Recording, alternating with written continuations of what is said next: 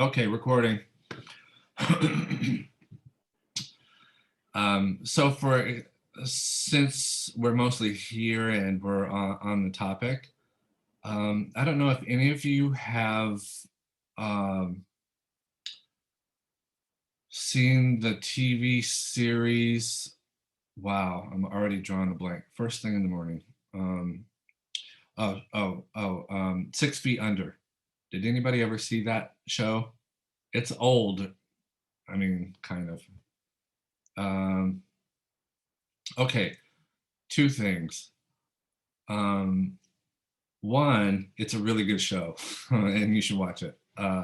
Two, um, they do in the opening sequences and then later on in the credits, they do something that's so um, the whole opening sequence is a study on being symmetrical and then asymmetrical and then balanced and then off balance, right? So the whole opening sequence is just this, there's a tree in the middle and then it grows roots to one side. And then, there's all these different um,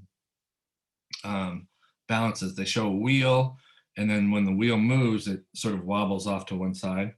So one of the things that they balance, they know that text is one of the heaviest, visually heaviest things you can put on a screen, right? So normally, they run it right down the middle, because if they run text to one side, it's just going to be asymmetrical and busy to one side. But what they do is they they balance text by putting it on one side. So if you have text running down one side, imagine what you have to put on the other side to make it visually balanced, right? Okay, what they use is like a crow's head, oversized, peering in from the corner, black and oily. I mean, you can't not look at it. I mean, it's so visually dense and heavy, that it does balance. It balances the script going up the other side. So they're basically taking your two biggest sensibilities, like being trained to read and being trained to be afraid of black birds, right? The emotionality that's connected to like that kind of like bird, right? And um, and then putting it together um, as one unit. You barely would like be able to look on one side, then look on the other side. It would divide your attention, but it is balanced.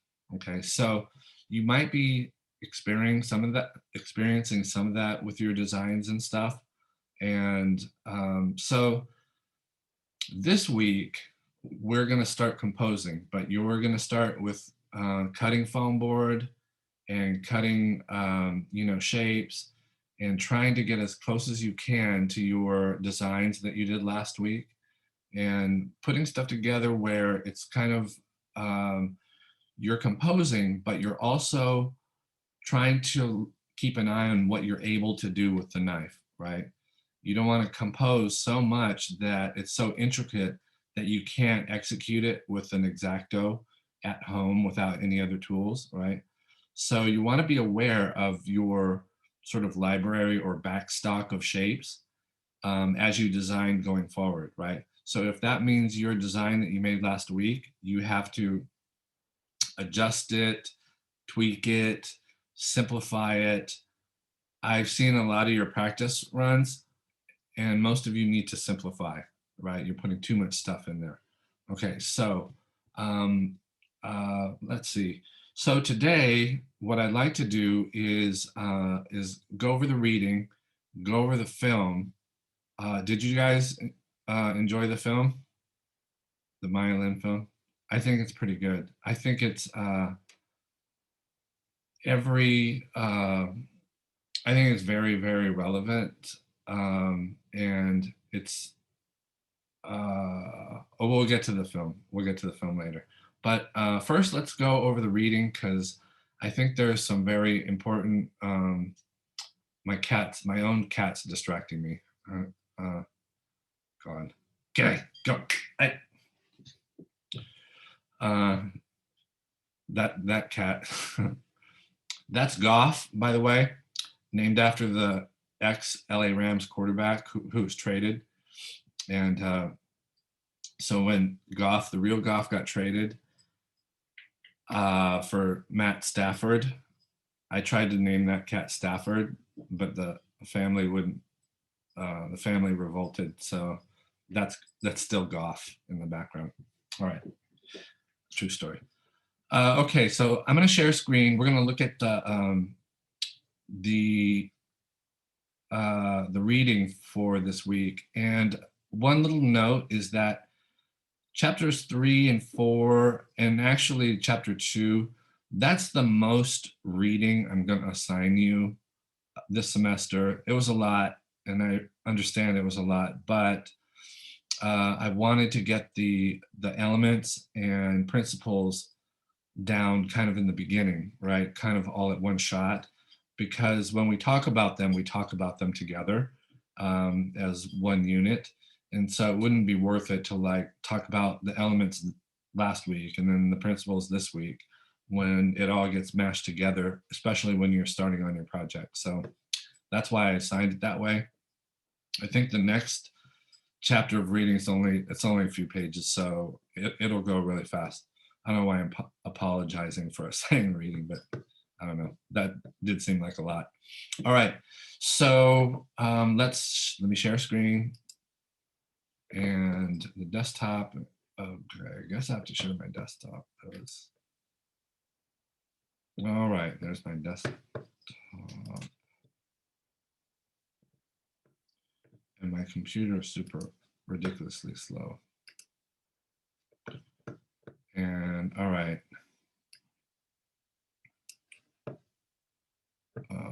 What are we doing? We are at Citrus and we are going to the reading section.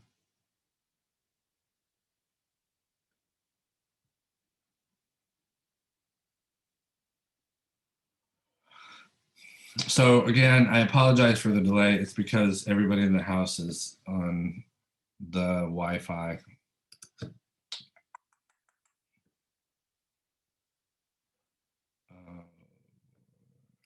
And course reading section.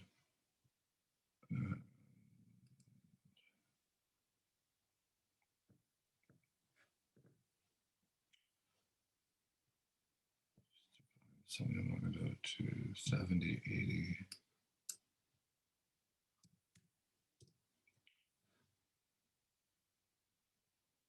All right. Did I do it on the first try? Okay, let's see. Here we go. Make that a bigger. Okay, can you guys see that okay?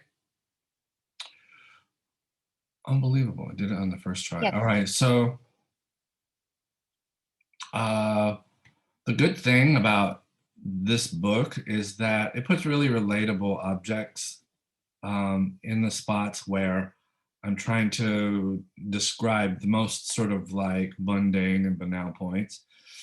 And so this is the case here. One of the things that I really like to talk about is how to title your work and the layer of narrative that gets put with your work and how to do it correctly. Okay, and one of the reasons I like this book is they touch on the idea of narrative and the things that are fixtures in our head already, right?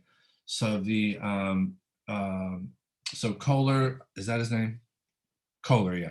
So Kohler's he's a psychologist, a German psychologist that was doing this experiment on how people related words to shapes, right?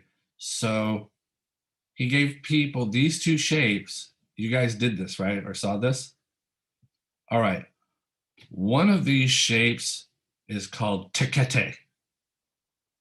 One of these shapes is called maluma. All right. So you're not given any other context. You're just by the sound of the word, which shape would you think would be maluma? The top one. Totally.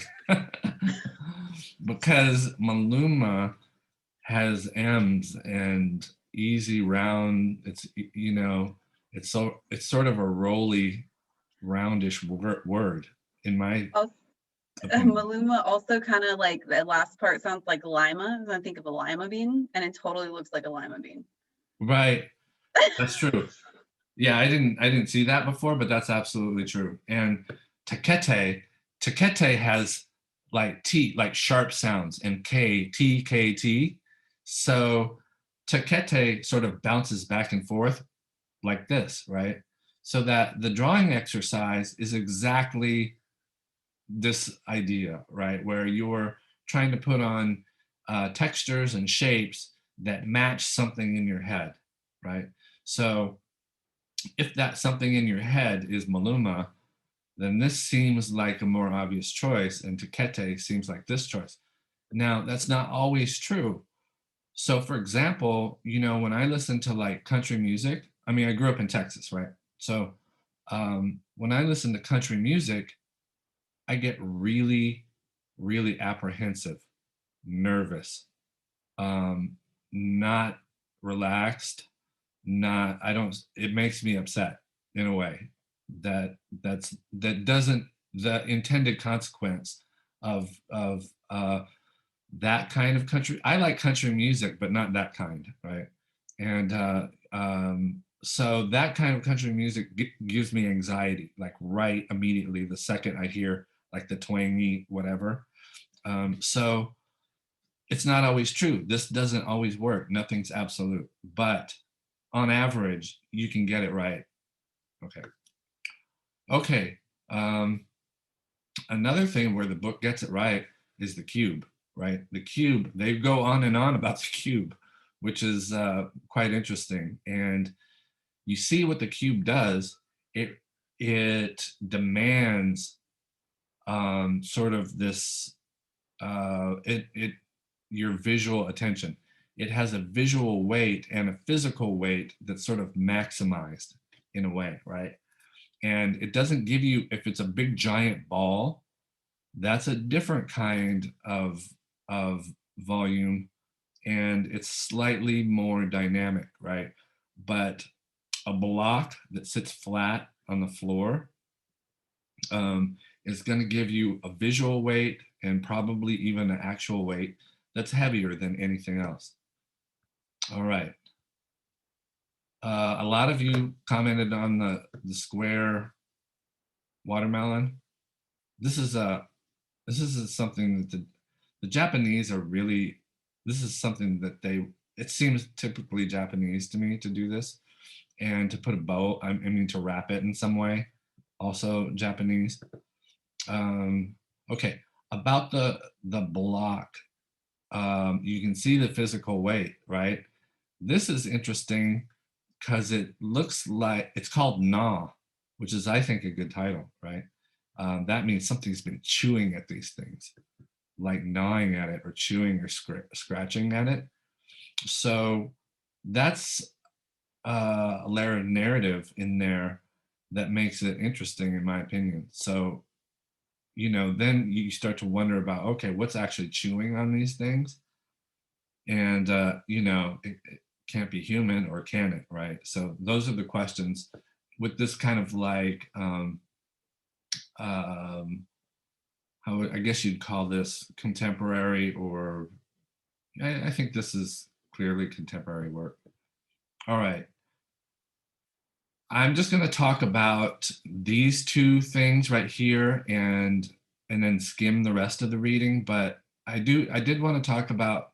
Um, oh, actually, there's a couple things. Okay, so in the reading, they show you this Franz West sculpture, and frankly, I'd never heard of Franz West, but these sculptures are interesting. The I the sort of the gestalt or the form of these things are all interior, right? It's a physical weight. It's a heaviness that's interior, right? Okay, if you look at Louise Bourgeois, uh, um, it's called Mammon, but it's her spider. Everybody just calls it her big spider, right? So um, the most interesting space in this area is the interior, the space that it surrounds, right? All this negative space in here um, is the most kind of scary to be that in that area, the most sort of like focused, the most dynamic, the most sort of like tense, right? Is this space that this creates. All right. So I don't know, is Chloe in this class or so one of the students was like, yeah, this is a good example of creating meaningful space rather than occupying meaningful space. So I thought that was a really like clever way to look at it. Of course, this occupies a space in the form of a spider, but it's you as a human walking around. This is the most interesting space to be. Okay, we'll talk about that later in when we talk about Maya Lin's film memorial. Okay, here's the other thing I wanted to talk about. So these two, they're interesting shapes all by themselves, right? And if you know Henry Moore, his whole thing was to skirt the line between figurative and non-figurative, right? So you could look at these at first glance and go, oh, that's not, there's nothing figurative about that, right? This is a clearly non-figurative thing. And then you're like, well, wait a minute, that's a pelvis, or that's an elbow, or that's a shoulder, right? And it's continuous with Henry Moore's work. You're always like, well, is that a figure? And every once in a while, he'll give you a hint and say figure, like woman with child, right? So those are obviously figures. Then he'll leave the titles off of it, so you have to figure it out yourself, right? So in this case, what an art critic and I think even the book talks about is the space in between. Okay, so the space in between is kind of the most interesting space. It's the negative space. Okay, so I know there's some of you that are interested in being interior design or you're studying interior design. In that sort of negative space, the interior space, it's also called interstitial space. That's your whole livelihood. That's what your whole future is going to be about, is this interior space and how it makes you feel. All right. So this is important in the sense that, um, this is sort of like the foundational beginning of trying to articulate what your interior design sense is and what is your interior sense of space and how do you put things and how do you want to flow through things and how you project those things onto a 1 foot by 1 foot board, right? So that's why we're doing this project, is to like get those ideas that are in your head and see if we can um, manifest them into a 3D form. Okay, so that's the whole bulk of the project. Let me see, is there anything else we wanted to look at? Um, there's a lot of great stuff, and we could go on and on about designs, and there's that. This is this is a piece of paper, one single sheet of paper that was square, and they made it into that. To me, that's sort of magic, and it's also your project number 3. I mean, you don't have to make that. But you do have to like take something flat and turn it into a 3D form. So stuff like this, um, this is a template for that. It's coming in this semester, and we'll do a simplified version. But if you can start to get into this kind of detail even a little bit, then you're way ahead of the curve in terms of this project. This is another way to attack project 3 is, see, that's a stack of 5 chairs. You wouldn't think it, but this is, you take one and that's how it plays out. And it's a perfectly good solution. And from what I understand, these were made, I don't know, I feel like these coming out of the 80s, right? And from what I understand, they're perfectly comfortable. So you can also do something like this for project 3, and we'll talk about that later. Okay, that's one of my favorite objects in the world, the cloud gate. That's, that's as heavy as some of those block things we're looking at, but you wouldn't think that it's heavy just based on the way it sort of comes off of the ground. And the negative space underneath gives the rest of it this sort of dynamic flow that makes it look light, right? You can almost see this as like a bubble or like a balloon, like one of those Mylar balloons. Okay, is that, what else? All right, so the reading was long, but there was a lot of stuff in there that, and if you've,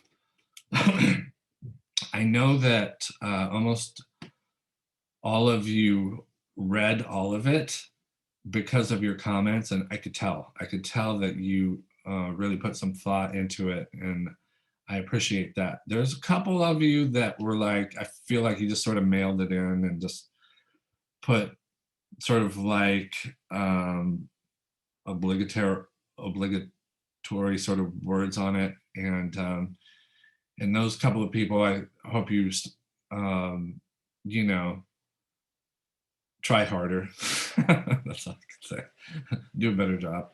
All right, and you'll see that I mark them off the same, but I don't look at them the same, right? I'll give you credit for it, but I'm watching you. All right. The film. So let's talk about the film a little bit. And I think also what was interesting about your comments is you had a lot more to say about the film than the reading, and I understand why that could be. The reading was sort of elemental, right? We're just talking about the elements, and we're talking about the principles, and in the film, particularly about the monument, the Vietnam Memorial. It has, I think, a couple very important connections to this class and also project number 1. All right, so besides, all right, so we all saw the memorial, right? We saw what it looks like, and let me ask you this. Let me ask it this way: Is this memorial non-figurative or figurative? Non-figurative. I Correct. think Non-figurative.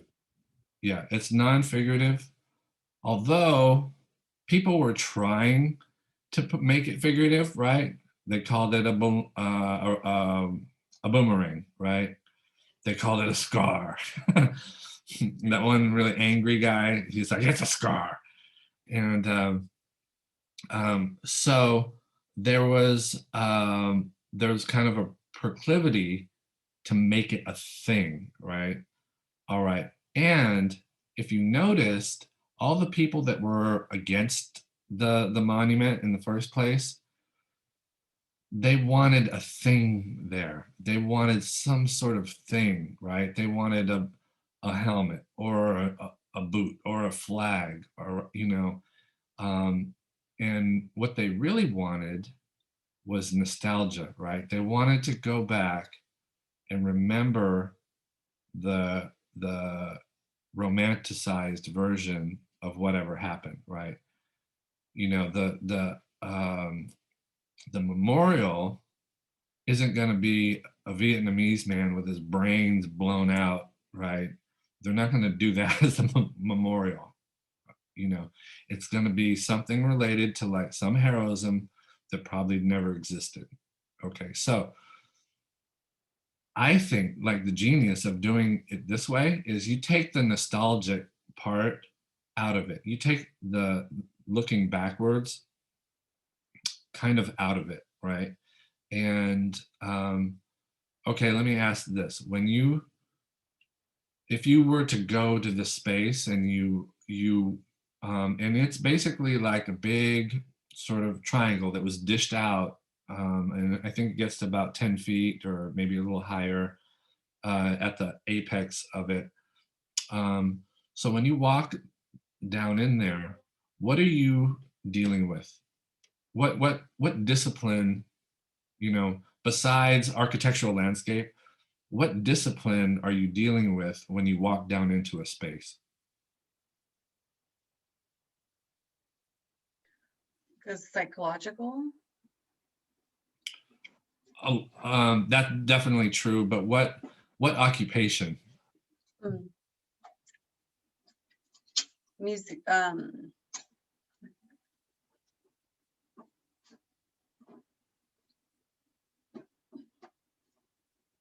You can type it in there if you guys haven't any guess. Okay. Um, what you're dealing with, Is it like the stonework? that's getting into the details of it. What you're really dealing with is interior design, mm, right? You're walking into a negative space. It's making you feel a certain way. It has a wall, right? It doesn't have a ceiling, but that doesn't, because it doesn't have a ceiling doesn't mean it's not interior. It is. You're in the interior of a volume, right? The sort of like a negative space. A negative space can be a volume. And you're walking inside. Okay, so this the monument, I feel like it's really smart in its simplicity. So in other words, she's designed an experience where the viewer looks up, the name of the deceased, and if you're wondering why, well, why the name? Why did they put the names up there? Anytime there's a remembrance of someone, it always starts with their name. So if you go to a cemetery, there's always the name on the gravestone, right? Okay, so the name is that first interface that we have with history, or like, people that have passed. So you look up the name, you go, you walk, and this part, it's chillingly simple, right? You're going into their space, right? They're underground, right? They're the ones departed, and it's black, right? If you think about the ground without any sunshine, it's all black. And you go into their space, and the beauty is you kind of meet them halfway, right? You're meeting the departed, their names are right there. You can actually get a piece of paper, and I don't know if they did this in the film, I forget, but you can get a piece of paper, and this is what they always do there. They take the piece of paper, put it on the name, and sort of like, not trace it, but what do you call it? They they kind of stencil the name onto a piece of paper. And then you take the piece of paper of your loved one's name, and that's yours to take with you forever, right? So it creates a visit. It creates document sometimes, and it creates an experience um, that a big giant army boot couldn't do, right? Or a helmet, uh, or anything that's nostalgic because it's looking backwards, right? That's the beauty of being non-figurative, and it creates an experience. So, do you think that relates to Project One? Mhm. Definitely relates to Project One because we're doing something non-figurative. We're not looking at narratives put on there. You're trying to create your own sort of narrative, like your own flow, your own work, kind of space. Your sensibilities should be sort of printed on this white square. Okay, so, and just this is a little off topic, but since there's are there any other Asians in the house? No. Okay. So, um, you've seen a well, I've seen a rise in crimes against Asians lately, right? And I have my opinions on why. But the racism towards Asians is, I would say, half as we don't get the same kind of racism that Latinx people get or Black people get. Um, we get this other kind of racism, and it's not good. I mean, it's still not good, but it's pennies on the dollar compared to what other races have to endure. Um, that being said, if you watch the film, um, I feel like the biggest barrier that the opposition had was her race, right? The fact that she was Asian, the fact that they fought Asians, and you could see how that would play against itself, right? And the fact that it's a she, and the fact that she was young. So, racism, ageism, right? Sexism, um, you know, you could even argue elitism, right? She's from Yale. um, all of those working against her, right? I don't know if you could, in the film, if you could see it, but they were trying to bully her in the beginning. Like, I feel Mm. like that's very clear that they were trying to bully. Somewhere in the film, you realize she's not going to get bullied, right? She's basically starting to bully them. And that turn, I think, makes the whole movie, right? Where she basically is like, in the very beginning, she's this giggly, like I think she's, maybe barely 20 or 21. And she's like super shy and has her hair over her face and like, uh, you know, um, kind of playing like a cutesy role. And then that point, by the time she's on Nightline, she's dug in. She's basically doing this number, and she's basic. There's, you know, there's no way of knocking her off her path. That's why, that's why it was called Strong Clear Vision, and I appreciate that more and more. And I show this film every year. Probably almost 20 years, maybe like 17 years. I've shown this film, and I appreciate her strength more and more because you would think that like racism is going down, but it's not. It's going up. It's I feel like it's the same straight across, and it's not improving. Okay, what does that have to do with your project? Nothing, but it was kind of the subtext in the film. All right, we have gone over the reading and the film. And oh, I did want to say I really appreciated your comments on the film as well.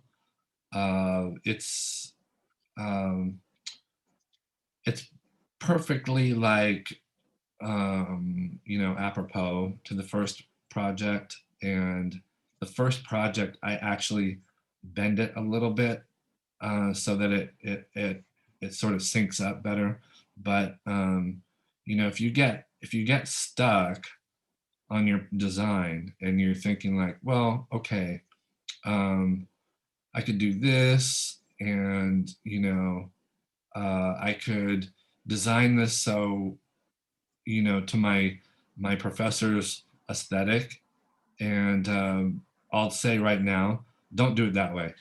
Just do it to your own aesthetic, and I'll adjust to you, right? Like I'll see how it plays out as it relates to you. And when I look at these, oh, grading, clear up grading is my next thing I was going to talk about. Okay, so I think the grading confusion has mostly come from the other school, but basically we're on a point system in Canvas, and it's experimental. I'm trying the point system out, and what I'm finding out is that on Canvas, the point system is really, really hard to deal with because they have everything sort of weighted in a weird way. So in other words, if I'm trying to do the semester on 100-point scale, I can't incorporate the quizzes the same way. I have to count them as 0, because if I had a 45 question quiz, it would count for 1 point for each question. And then after 2 quizzes, you'd have an A for the semester, right? So it doesn't work. And so what I've been trying to do is do everything manually. So the quizzes, once you pass it, it counts as 1 point. And everything you do more or less counts as, on the checklist, all those things count as 1 point. When you turn in your progress, that counts. You have to do that anyway. Like you have to turn in your progress anyway, but it still counts as 1 point. On that note, when you're turning in your progress, there's two ways to think about it. If you want your classmates' help and you just want, just everybody to take a look and see what kind of opinions come, you post it on discussions. And if you want just me to look at it, and sometimes if I have spare time, I'll jump on the discussions and I'll do a markup on some of the ones I see. But for the most part, the discussions are for you guys. And I haven't gotten to the point where I've required you guys to like force meld you guys, but I'd rather you just do it on your own, and it works better that way. Okay, so if you want just me to see it, then of course email it to me or send it to me through Hangouts. And Hangouts is best. And those of you that have been using Hangouts, which is percentage-wise, you guys have used it. Like a lot of you have used it, and it works out the best because a lot of times I'll just be laying around watching basketball, and then somebody will send a question, and I'll just sit there and answer it, right? So I found this groove where my leisure time and my work time have sort of melded together, and I can spend, instead of spending 3 minutes per project, per problem, like when we're face to face, if I want to, I can spend all day on it. I can sit there the whole time and really, really kind of get down to get into the weeds of what, will improve this, or help you cut better, or, help you compose better. Okay, so the grading is on a experimental point system through Canvas. The way that I'm actually going to grade you is I'll give you a grade on your 4 projects and average them together. And if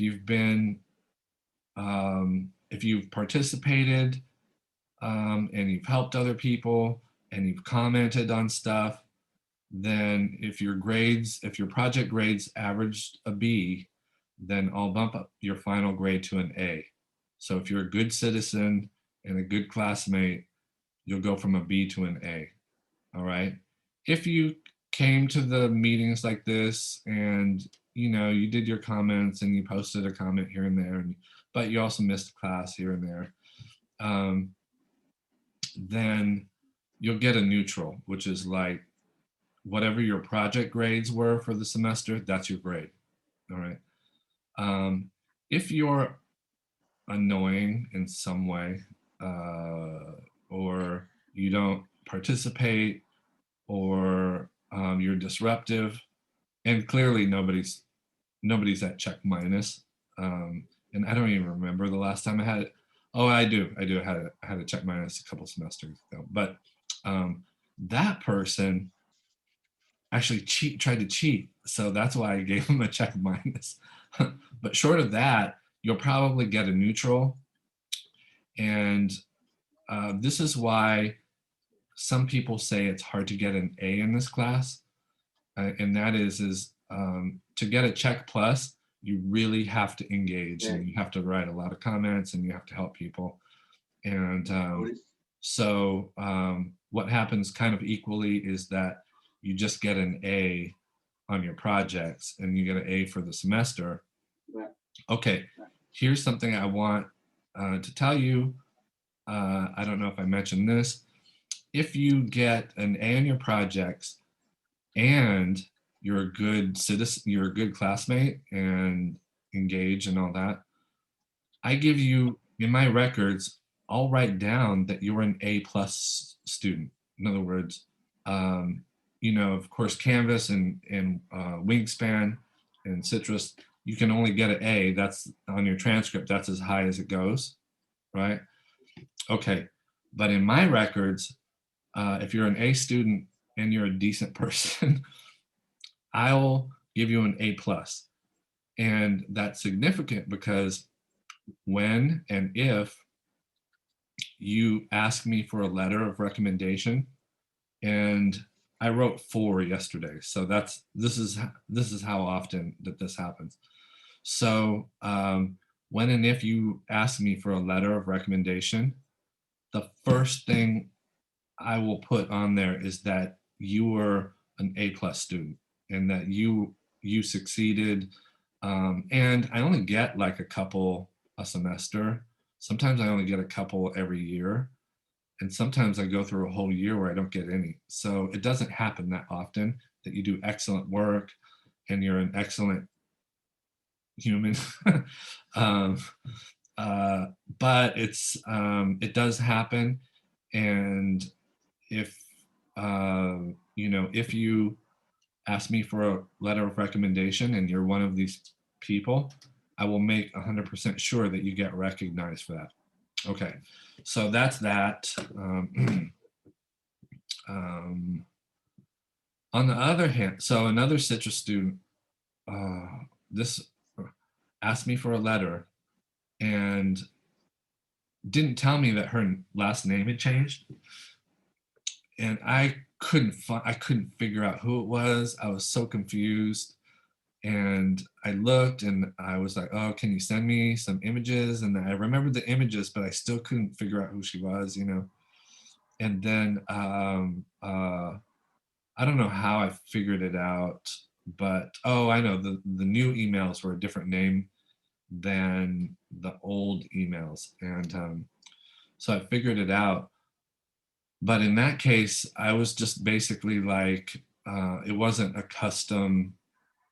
It wasn't a custom letter of recommendation. I just pulled out the one that I thought was the closest, and I changed the names and stuff. And so that will happen if you ask me for a letter last minute. But if you have an A plus, guaranteed I'll remember who you are, and then also, um, uh, you know, it's just easier for me if you ask me for a letter and then um, sends some sort of hint on who you are and, like the work you did. Okay, a little bit sidetracked. Since we are talking about grading, okay, so I I can't remember if I talked about the extra credit that much, but I want to go into a little more detail on the extra credit. And so the extra credit is uh, it's unlimited. So in other words, there's 3 or 4 different ways to get extra credit, and this always happens. It happens. I in some semesters, this is most of the students, and the situation is you're between, say, a B and a C, and you're closer to a C. And what I'll do is I'll look down and I'll say, okay, just do an extra credit, and I'll guarantee that you get the B, right? And it happens even more between B and A. So um, the other thing is that the extra credit is unlimited. Uh, so one of the ways to get extra credit is um, uh, if you go to a museum, and museums are starting to open up now. Okay, let me back up a little. So the schools, all schools require me to require you that you do a writing assignment. Okay, so I I don't know of any other way to say it, but I absolutely hate what you guys write. It's just so awful, right? I mean, so I hate read. You hate writing it. I hate reading it. It's just miserable. And so what I've come up with is let, let, uh, there's there's no absolutes, right? If you like to write and you like to write about art, then mysteriously I love to read it. Do you understand how that works?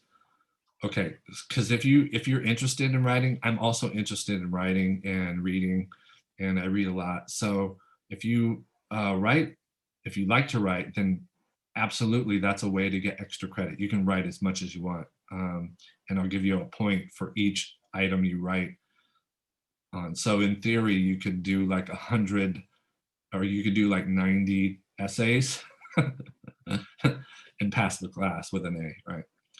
Don't do it that way.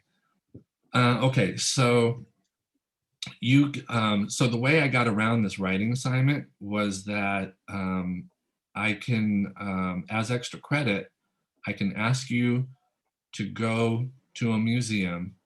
You get a ticket stub, right? And you write your name on it. And then you hand it to me. And that's your writing assignment. And if you do that in real life, I'll give you a point of extra credit, and it's unlimited. So in theory, you could go to 90 museums, right? And if you have the ticket stub and the ticket stub is dated within the semester, then I'll give you 90 points of extra credit. uh, all right, so that's the way my extra credit program works. Another way to get extra credit, and this is a little harder, is to find examples of bad design. All right. So examples of bad design include uh, McMansions. So a McMansion, did I talk about this before? The McMansion? I don't think I did. No. Okay, good. So the McMansion, if you look in the Canvas library I have set up for you guys, you can go down to McMansion Hell. And McMansion Hell is it's a blog, and they talk about bad design. Like McMansions are sort of classically bad design, and the reason that they're bad design is that the architect or whoever drew these up, it's on a template, and whoever drew these up is long gone, probably dead, and so that design gets put forward in the hands of a general contractor. A general contractor almost they've never taken this class. They've never taken design class. They don't understand the aesthetics of it. They don't understand architecture, right? They didn't go to architecture school, so they have no training. But that design is put in their hands to do with whatever they want. What a general contractor will do is buy the cheapest things at the time. so when so when the contractor is putting in windows and he's like, "Oh, you know what? There's a sale of windows at Home Depot. They're different windows, but we'll just put those in the bottom floor, right?" So then halfway through the bottom floor, there's another sale and they find them cheaper. So there's another set of windows.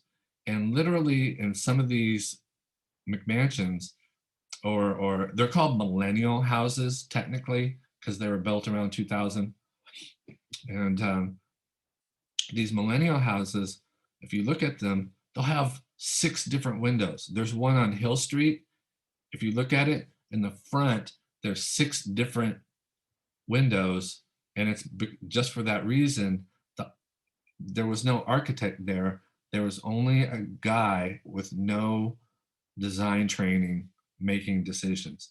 And that falls into the area of bad design, right? Okay, so if you see one and they're around, if you take a picture and you send it to me and you write like why this is bad design, right? Like, oh, there's like a round window for no reason, right? Or there's a big giant columns that don't hold up anything, right? That's another way to spot a McMansion.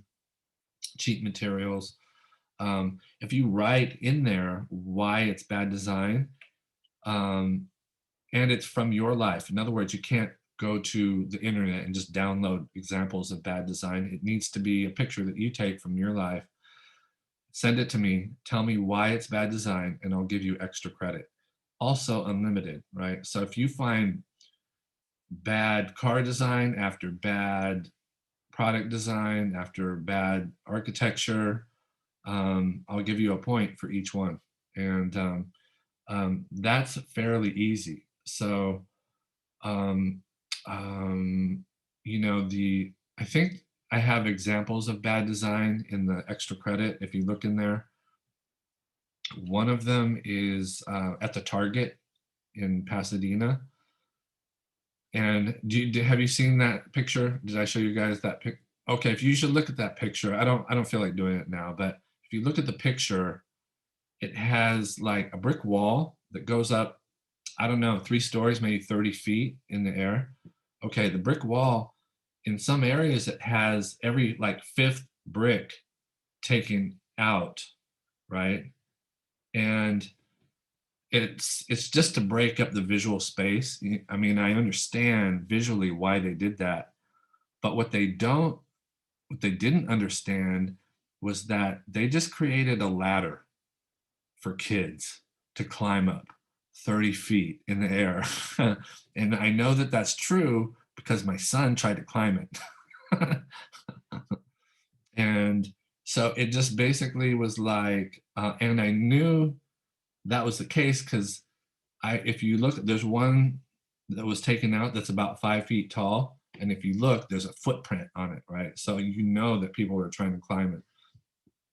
Bad design. If you ever noticed the back end of a Jeep, um, of a Jeep Patriot, I think they're called. It might be a Jeep Patriot. It might be the. I think it's the Jeep Patriot. But if you look at the back, I hope nobody drives a Jeep. Does anybody drive a Jeep? No. Okay, good. So we can talk about it. So in the back of a Jeep, um, okay, think about cars. All right, almost every car has a face, right? Just because of the way the headlights are positioned and the grill of the car almost always makes a kind of a face, right? The movie Cars, the whole movie was kind of about that. Right? I mean, not about that, but all the cars had a face. And most cars have a face in the back, even, right? All right. So let me ask you this. Here's kind of a quiz. Um, if you can think, what if you're thinking of like the friendliest, most approachable, happiest car, what car would that be? A bug. A Bug is exactly the correct answer. VW Bug is the happiest. It's round, it's approachable. Round, remember, it's like Maluma, right? It's like you can go up to it and um, it smiles like the car, literally like in the front of the. In fact, the Volkswagen Bug has two faces on the front and the back, and they're both smiling. So it's like the friendliest possible combination of a car, right? Okay. So what would be an example of um, an aggressive car? Like,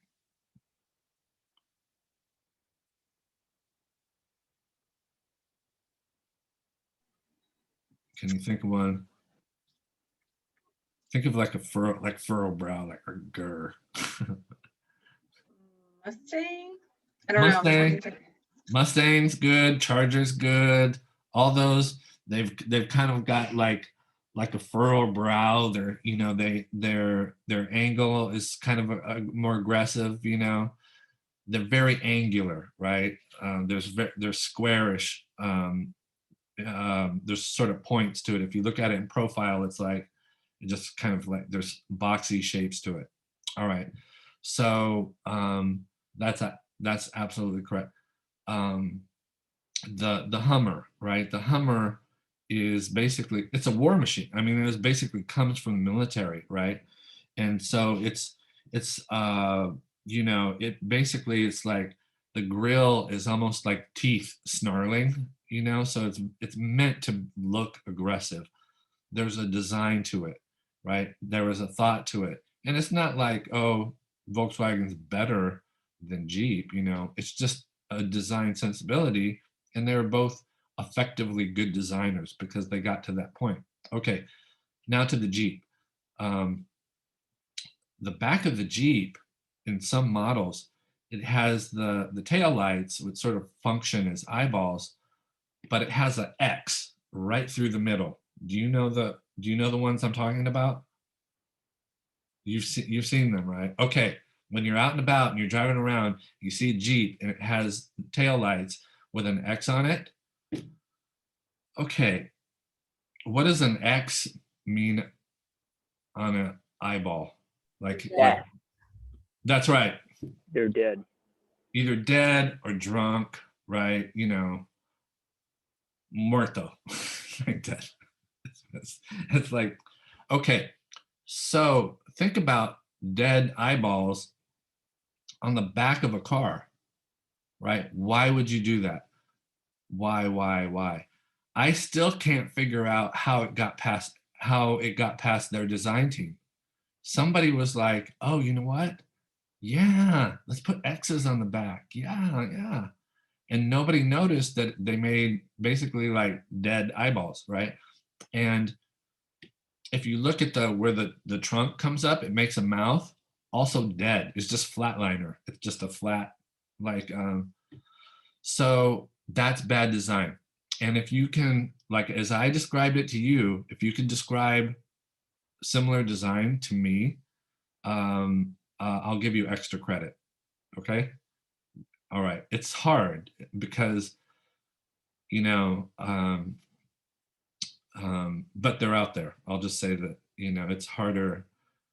One thing that does not count as bad design is sculpture, right? So if you find a horrible looking sculpture and say, hey, that's bad design, then that doesn't count because sculpture, it could be irony, right? It could be their sarcasm. It could be like parody. So you don't know why it's bad. It doesn't count in fine art, right? But product design, car design, home design, uh, all that counts as you know bad design if you can find it. I have a question. Sure. So what if it's like a house that has like a huge front yard, but their backyard is like super tiny, like ridiculously small, like almost non-existing? Would you say that's bad design? No, I would say that's a preference, right? Because there's it's almost a cultural thing, to have a big front yard. And back in the days, that's it was preferred because you could have the kids playing out, and it was it was a neighborhood, and the neighborhood kids could come over and they're all playing, so it was a little more communal, and preferred in that way. Then, when unfortunately, like, people grew a little more private and bad things started to happen to kids out in front, um, they, the backyard shifted, backyards got bigger. And so taste became more insular. So that's a matter of taste, I think. What if like each room is like connected somehow through like a door, like even like a door in the closet? Okay, here's the thing. If it's a retrofit, like, in other words, a second owner came in and changed stuff so that, like, doors don't open, or that's one thing, and that happens a lot, right? You get someone without 3D training, and doors will run into toilets and that kind of thing. Okay, so but if uh, if it's an original design, and doors, like, the doorknobs will, like, latch onto each other and you can't, like, move the doors either way, that's bad design. So that would count. Okay. Yeah. Okay, so bad design is there is a lot of it. I showed you there's a picture. You know what? It's right here. Just give me 1 sec. I'll show you.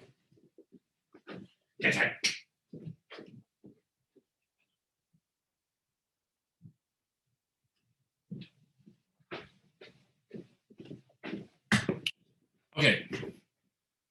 So this is it's this is moisturizer. Okay. And this is the pump here. All right. So what's the problem with this design? You're not sure from what side it comes out from. Exactly. And if like I'm not paying attention, or maybe like it's just I'm tired or whatever, I'll just hit it thinking I remembered what side it came out from, and it'll just squirt out the other side, right? This happens, I don't know, once a week or something. Bad design. All right. Okay, so there's all kinds of things like that. It's not easy to find, but I'll count it as a point. Okay, I already talked about museums.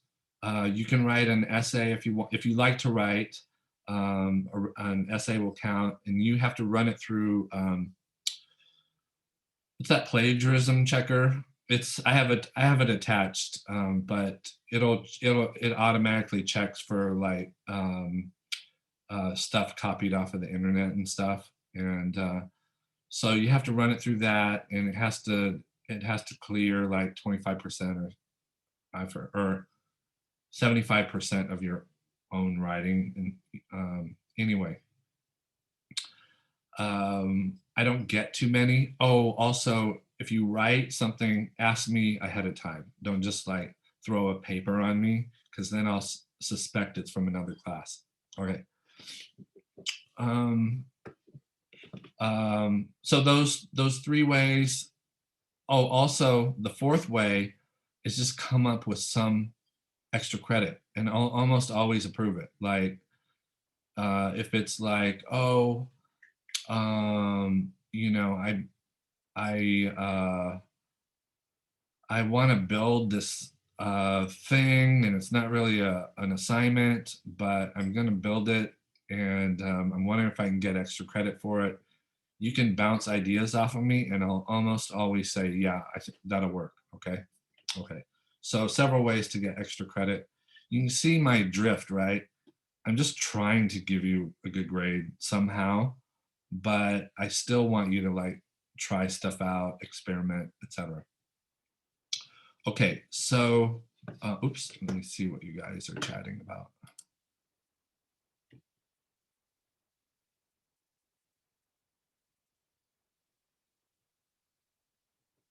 That's funny. It's a Renegade, correct. Yes, thank him, because I'd forgotten. It's the Jeep Renegade. That's funny. And yeah, so too many doors can be a design issue, especially in a situation where you know, down a hallway there's doors and there's not really any clue of where they go, and you open one and it leads into somebody's bedroom. Submit it and I'll take a look at it specifically, and then I'll take, yeah, and then we can go over it. But I almost for sure, like, it's almost for sure a bad sign. But you're going down a hallway and you open the door, and it's either like a bathroom and somebody's just sitting there, or a bedroom. So there's door arrangements that almost invite people to open. And so that can be, even that door placement can be considered bad design. So that's something that it's a case by case issue. Like, I'll take a look at it, and very often I won't count it because it's an addition, or somebody that was untrained came in afterwards and altered something that the original architect didn't want altered. And that's hard to count as bad design, because a lot of times we are pushed into situations where it's like, oh, okay, we have 10 people living in a house that's only really designed for 3 people, and architecture gets pushed around in a weird way, and that's not necessarily bad design either. Okay, so the quiz from last week, I was going to go over the quiz, but then I saw that you all did well on it, so let's not worry about the quiz. If you guys had any questions about the quiz, you know, feel free to ask me. Or if you missed something and you don't know why, we can talk about it some other time. But by and large, everybody aced it, and so I think we don't need to go over it. Last but not least, wow, we've been going for, okay. So last but not least, let's talk about cutting the foam board itself. Now, I'm not gonna do it right now. I'm not gonna give you that demo for 2 reasons. One is I already made a demo, and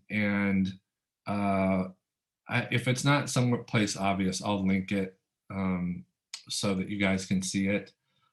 And that is it's just showing you, you know, how to hold the knife, you know, what angle to hold the blade. You know, it's a 45-degree angle, and about how hard to press on it. Okay. And when you're cutting foam board, you don't want to start directly on the foam board. You want to give yourself an inch, almost so you have a running start at the foam board as you cut through. Okay, so I also, in the discussions about project 1, where you're supposed to post your work and stuff, in the discussion first part of it, I made 2 videos with my son yesterday. And so the videos show two ways of cutting the foam board. Have you guys seen these, watched those yet? No, not yet. Okay, you should watch them. The first one we made is Jonas cutting the foam board correctly. And he's never done it before. I wanted to experiment to see if he could even do it. And so I showed him the correct way to hold the blade. I showed him the correct way to cut, and he did it on the first try perfectly. So I know that if he can do it, I know that you can do it. The second one, I on purposely asked him to hold it too perpendicular. And so instead of the 45-degree, what you're supposed to do, I asked him to hold it incorrectly, almost like perpendicular, because that's the most common mistake, is the blade angle. And you can see he cut through the foam board okay, but you'll see on the edge that it snagged all the way. From start to the end, it snagged the foam board the whole way. And that wasn't a bad blade, that was just the wrong angle. So the wrong angle can be too perpendicular, and it can also be too horizontal, where you're not cutting through enough foam board at each pass, right? So as long as you get it, the handle of the blade 45, and then the actual angle of the blade is more like 40, or maybe 38 or something like that. And you pull it through, and if you pull from your shoulder, not your wrist, you'll get a more consistent cut as you pull through. Okay, so this week, that's what I want you to do, is to practice. Practice cutting, practice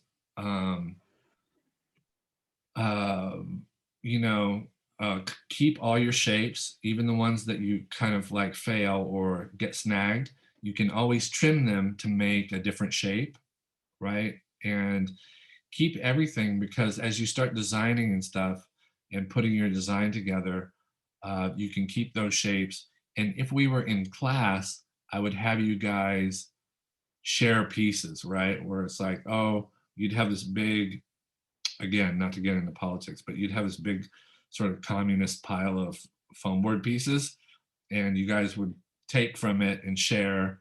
And if you see a piece that someone else cut and you wanted it, you could share. Since you don't have that, I want you to keep everything and see if you can work them into your design. And if not, you just kind of keep them as a backstock of possibilities. Okay, so don't throw anything away until you're done. Then you can, toss the extra pieces or whatever. I have Okay. a question. Yes. So for once we have our pieces all cut, for the background, like for what we're placing it on, is it going to be on another piece of foam board, or what's beneath it? Does that make sense? Like the white. Yeah. So you're starting with a 1 foot by 1 foot piece of foam board. Okay. That's the base. Yeah, that's the base. And you'll see in the example, someone cut through it so that you can see all the way through the table. And that's a risk I don't want you to take. Like, I'll just tell you right off the bat, don't do that. And so the base piece should be 1 foot by 1 foot and solid. And you build from there. And just mathematic, the whole thing should be 1.5 inches. So the way that works out is you'll have your base piece and you're allowed 6 more layers for a total of 7 layers. Okay. All right. So I'm asking you to, it's a puzzle. And so I think I was talking to Bradley earlier about this being a very difficult puzzle, because I'm asking you to adhere to all these formal, very formal kinds of rules, right? But I'm also asking you to put your fingerprint on this and make it personal to you. I'm also asking you to title your work. Okay, and I hadn't mentioned this before. We're not going to talk about it today, but next week I'm going to give you my TED talk on how to. I don't really have a TED talk, but I'm going to do. If they ask me to do a TED talk, it would be on how to title your work, and um, and the mistakes that you can make and what not to do, and because the title is important. It's people's. You're doing something non-figurative, so the title is the only hint of what you're up to. So it's important. It's not important for artworks to have a title in general, but it is important to go through this exercise. So think about all the things I'm asking you. I'm asking you to make something non-figurative with your personality, or some narrative related to you out of white on white shapes. Okay, that's pretty tricky. And I'm asking you to do it considering um, formal composition techniques. And so at the end of this, you should have something that represents you. The whole while, I'm really only grading this on craftsmanship, right? Because everybody's personality is different. Everybody, the way people project balance is different. So there's not a complete correct way to do it. But what is correct is that I can grade you on craftsmanship, how clean it is. Um, and then if it's blatantly off balance, then I can detract from that. Or if there's accidentally an icon in there that takes my eye off, then I can detract for that. But for the most part, I'm looking for good quality. And the second thing is I want to see your narrative come through. And that's it. That's project one. All right. Any other questions about project one? So this is what I'd like you to do this week. Uh-oh. It just said my internet connection is unstable. Can you hear me okay? Yes. Okay. This week, I want you to focus on the process, cutting foam board. Cut straight strips, then cut curves, then see what you can do. Be careful. Out of a class this size, one person's going to cut their finger for sure. Don't let it be you. Okay, so um, uh, go as far as you can with the X-Acto knife. And if there's still shapes that you want to get, then we'll talk about, oh, maybe you can use a little coping saw. Maybe you can file stuff down, and we can kind of go from there.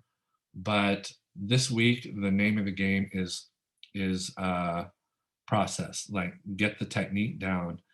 Think about your design, what you're able to do, and then next week we'll put it all together. And next week will be, we'll talk about composition, we'll talk about narrative, we'll talk about finishing stuff up. There's going to be questions on technique and stuff, so we'll go over those again. And then on March, I think it's 14th, 2 weeks, not this coming Sunday, but the Sunday after that, then the project will be due. Okay. One little final thing is that I know some of you have asked about the grading. Like, it seems like you're not being given credit for the checklists, but it's just a Canvas screw up, right? It's just a glitch in Canvas that I can't do anything about. So, or I haven't figured out yet. So basically, I'm entering everything manually, right? So that's the spreadsheet I do for this class. I enter it manually. I tally everything up, and then I give you credit for it, and then that's it. And then at the end of the semester, I'll tally everything you did. It'll give you a record if you look on the rubric, right, of what I've given you credit for and what I've not giving you credit for. And if you have anything you want to add or something that I missed, do it as soon as it comes up. Don't wait till the end of the semester and say, hey, I was at that class meeting, because there's no way to figure it out, right? Okay, so you guys have any, I feel like I'm missing something. Nope, that's it. So if you don't have any questions, then, oh, tonight I have lab 6 to 8. Tomorrow morning I have lab, and I'm just gonna do the 2 labs because it's been about the right amount of people showing up, and so that's been working out pretty well. So just the you know, if you need to come to lab, if you start cutting and you're having trouble, that's the perfect opportunity to come to lab, and we can go through step by step, and I can turn the camera on my desk and show you how to do it, and then I can watch you and see if you're doing it right.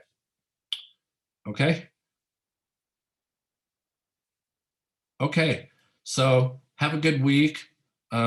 See if you can get the process down, and if I don't see you, then I'll see you next Monday. Have a good one. Well, Bye. thanks so much. Bye. Thank you. Bye. Bye. You're welcome. I had a question. Sure. For the sketches that we did, you said just email them to you, or was there somewhere we had to submit it? Yeah, just you can submit your sketches on the discussion for project 1 if you want the whole class to see it and to give their input. But if you just want to, like, if you just have questions or you want to update me personally, then you can send them through email or you can send them through Hangouts, and I'll respond that way. It's easiest if you do it through Hangouts, because I can just immediately put it into markup, and I can mess with it and send it back to you with comments. And Okay. but remember, through you have to post something on the discussion board at least once. You know, either like drawings or practice or as progress for the project, right? Okay, I'll do the cutting like after I cut. But like the Perfect. Yeah, pictures of that's fine. yeah. That's what I intended, but people got confused, like, oh, can I just post my drawings and stuff? And then I was like, well, yeah, fine, because I can't change it now. So so yeah, actually, once you start cutting, if you have any troubles, post the progress, and if I can get an idea of like your design, then that's what I'm looking for, right? Going into the final, I want to make sure you're working on the same thing. That's kind of the point. Okay, so I'll send it to you then on Hangouts. Okay, perfect. Awesome. Thank you so much. All right. See ya. Bye. Bye.